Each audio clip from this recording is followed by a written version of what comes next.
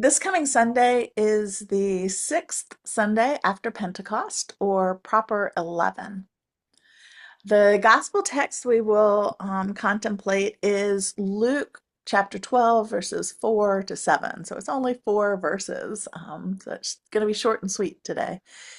Um, we've been jumping around in Luke so much lately, so I'm gonna take a minute to kind of situate us on where these verses occur because boy, we not know because boy, we've been jumping around. So um, Luke's gospel focuses on a Messiah who brings God's kingdom in surprising ways, lifting up the lowly, restoring those in distress, and welcoming those pushed to the margins. This is such a strange kingdom that Luke is portraying here. Jesus has been traveling through towns and villages, teaching, healing, and calling people to follow him in a life shaped by love, justice, and mercy. So in chapter 9, Jesus sets his face toward Jerusalem. And ever since, he's been teaching his followers along the road. It's like school as you go, preparing them for what lies ahead. But not everyone welcomes this message. Many of the religious leaders are pushing back and threatening this movement.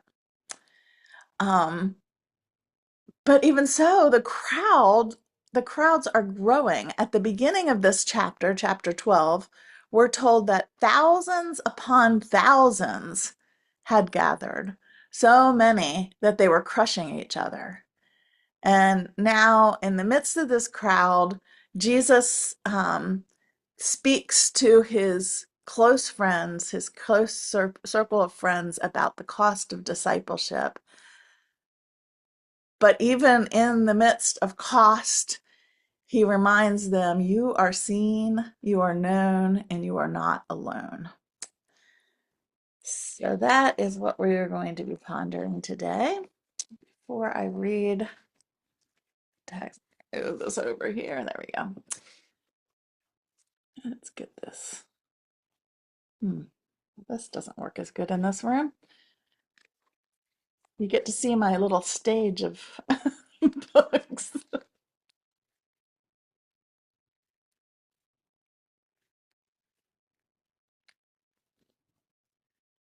Back there. There we go. Okay. All right, let's rest for just a moment in God's presence before beginning.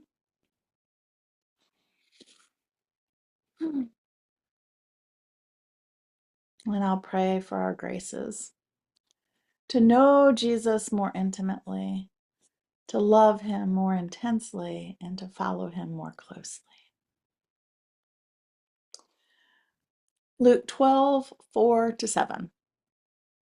Jesus said, I say to you all, my friends, fear not those who kill the body, and after that have no remaining power to do anything.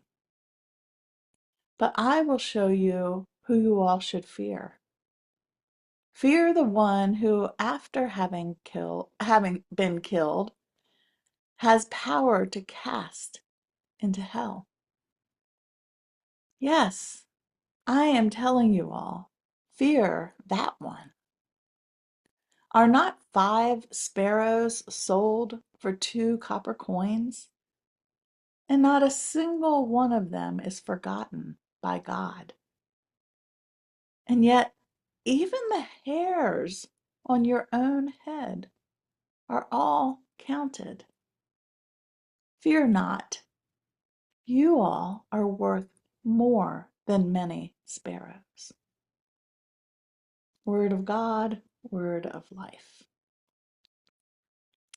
So before I guide you through the passage with questions and pauses, let's take a moment to center ourselves, breathing in God's Spirit and breathing out anything that distracts us from being here in the presence of God.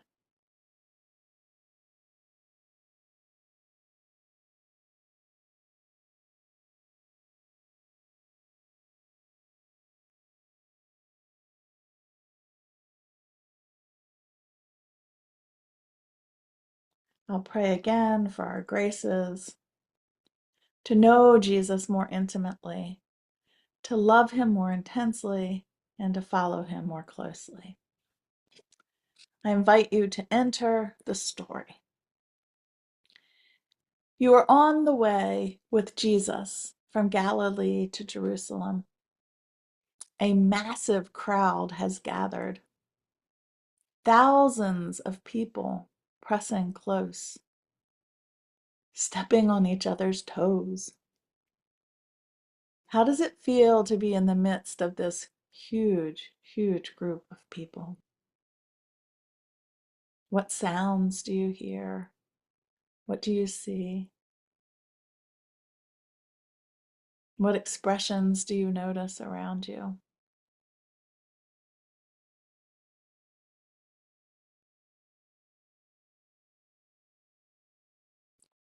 Just moments ago, Jesus confronted the Pharisees and religious scholars with searing words, warning of the yeast of the Pharisees.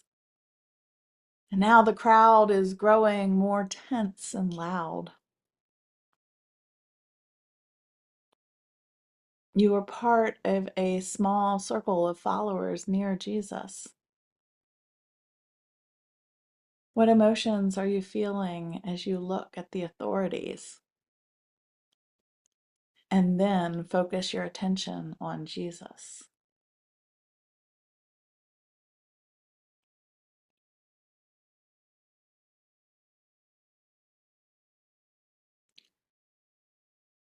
Jesus said, I say to you all, my friends, fear not those who kill the body, and after that have no remaining power to do anything.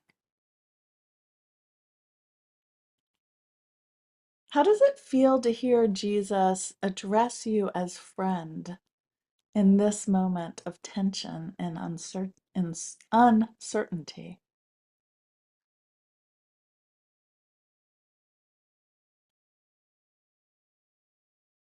What do you notice in his eyes as he calls you friend?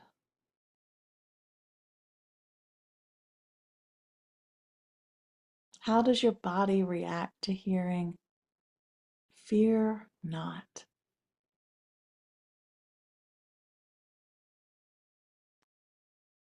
What sensations are you experiencing?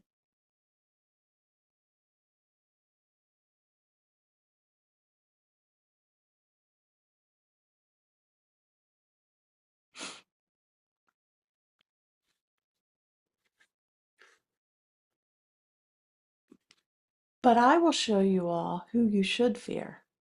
Fear the one who, after having killed, has power to cast into hell. Yes, I am telling you all, fear that one. How does Jesus' tone change as he says this?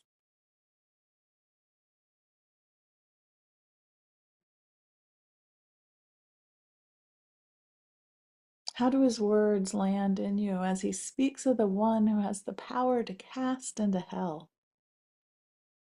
Who do you imagine he's speaking about?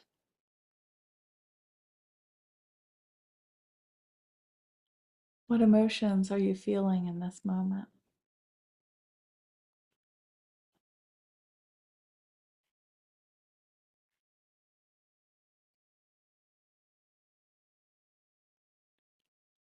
Are not 5 sparrows sold for 2 copper coins? And not a single one of them is forgotten before God. Imagine the tiny sparrows in a dusty marketplace. What do you see, smell, and hear? Can you see anyone tending to the sparrows?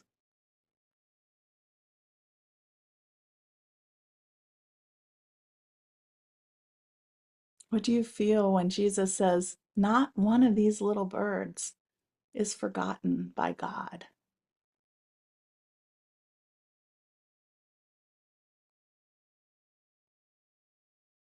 Can you recall a time when you felt forgotten?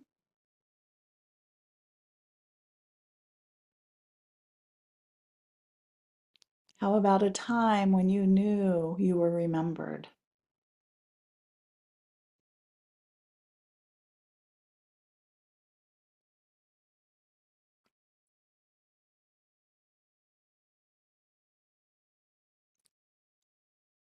And yet, even the hairs of your head are all counted. Fear not. You all are worth more than many sparrows. How does it feel to be seen and known in this way?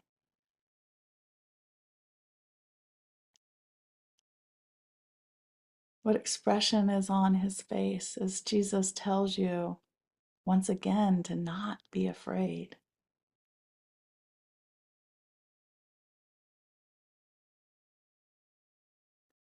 What stirs in your heart as you are told, you are worth more than many sparrows?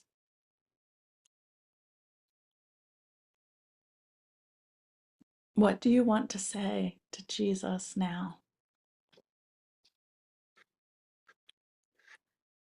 I invite you to spend the next 10 minutes in a colloquy with the divine,